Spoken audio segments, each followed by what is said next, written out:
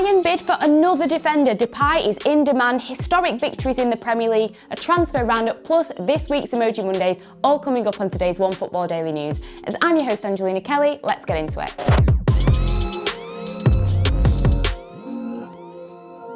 First up, and of course, Bayern Munich have got Dayot Upamecano to sign on the dotted line, but they are in the market for another defender in Kalidou Koulibaly. Of course, over the weekend, Bayern had a great 5-1 victory over Cologne, but also over the weekend, reports state that the player's lawyer met with Napoli's president Aurelio De Laurentiis to present him with a firm offer from the club. Now, the offer itself from Bayern Munich is reportedly around 45 million euros. This doesn't even come close to what Napoli's president does believe that Koulibaly is worth, but with the COVID pandemic and so many financial situations for clubs getting more and more difficult, they may have to cut their losses and part ways with the player. Now, as I mentioned, Dayot Upamecano, one of the most in-demand defenders in Europe at the moment, is of course joining Bayern Munich in the summer, but they still probably do need another centre-back, so you can understand why they're looking at Koulibaly. You look at the players that they've already got. David Alaba, 100% on his way out. Jerome Boateng seemingly on his way out as well. He's been linked with quite a few clubs. They of course have Nicolas Soulé, who is fantastic in that position, but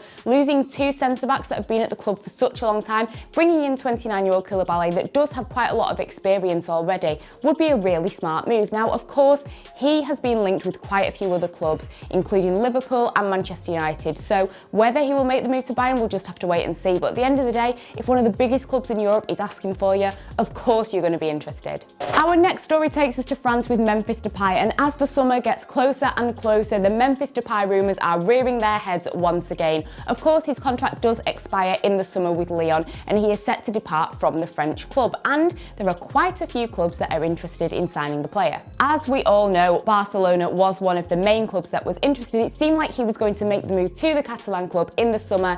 It didn't happen. It didn't happen in January. You pair this with the reported financial issues at Barcelona, I cannot see this move happening. What this meant is that the player ended up staying in France, playing for Lyon, and he's had a really good season so far. He already has 15 goals under his belt. What this has meant is that he will reportedly listen to any offers that the French club have.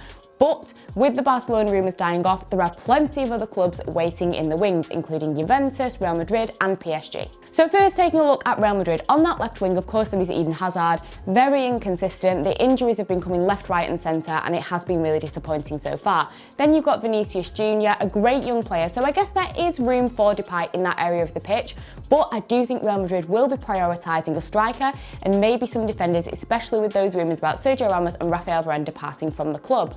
And then, of course, PSG, with the rumours about Kylian Mbappe. Is he going to stay? Is he going to leave? Who knows? They do feel like Depay could be a good replacement.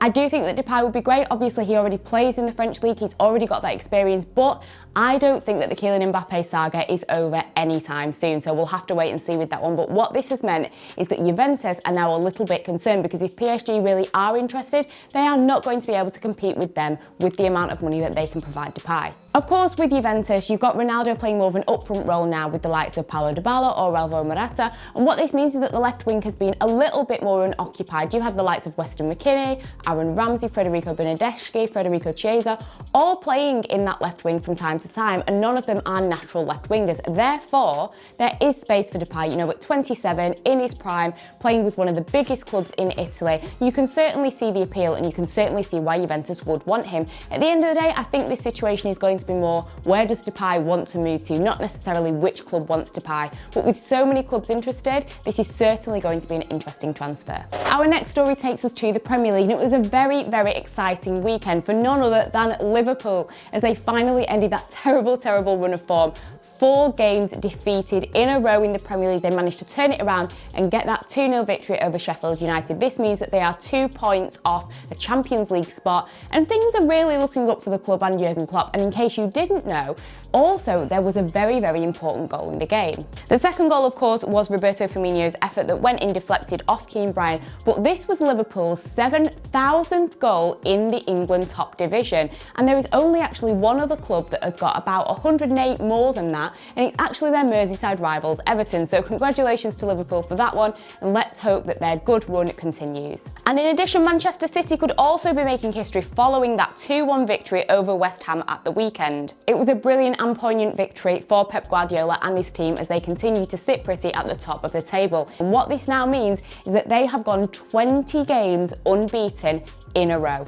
This is the longest winning run by a Premier League club in all competitions, and they now could actually be set to break some records in Europe as well. There are only 2 clubs that are ahead of that 20-game unbeaten run in a row. There's Real Madrid from 2014, they managed 22, and of course Bayern Munich in 2020, who managed 23. So who knows, City could even be breaking that record as well. What do you guys think? Let me know in the comment section below. Do you think that City will break that record? This, paired with Manchester United's lacklustre draw against Chelsea, puts City in a great position, as of course it is the Manchester derby coming up this weekend, and they are in a brilliant position to get a victory from that game.